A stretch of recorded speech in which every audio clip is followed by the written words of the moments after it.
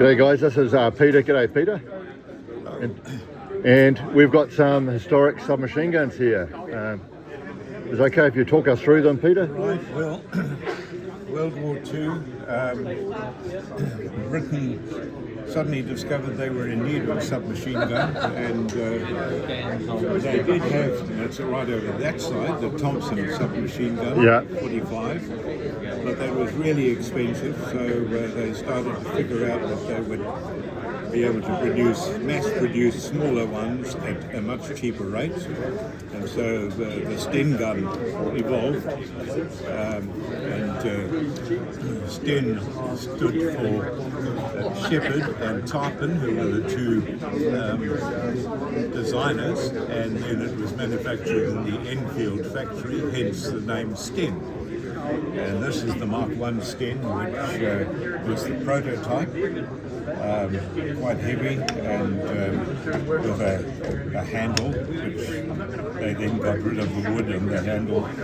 This became the more common variety, the Mark II, and then subsequently they went on to the Mark Mark III, which was just pressed steel, and so much cheaper to build. So basically £2 compared to £50 was for the Thompson submachine gun, and then they refined it more to the Mark V, which was mainly for paratroopers, and so that's a Mark V. It's a heavier weapon, and it can even take a bayonet.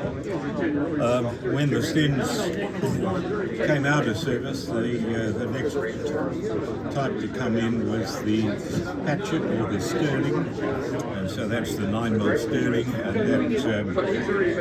that kept on in service from about the late 50s right through until about 2000 or so.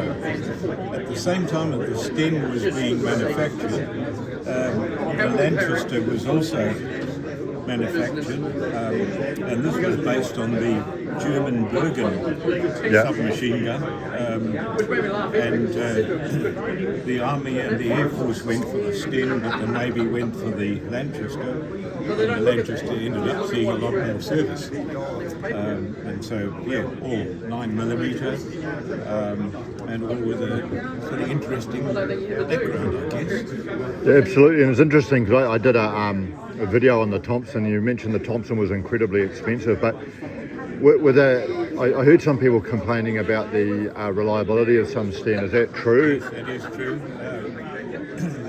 They did have a very rudimentary safety catch, but if you were running and you dropped it, there was always the possibility it might actually start firing, and that did happen in some occasions. Okay. Excellent. Yeah. But yeah, historically important New Zealand firearm, or British firearm, sorry. Yes, okay. Thank you. Appreciate it. Pleasure.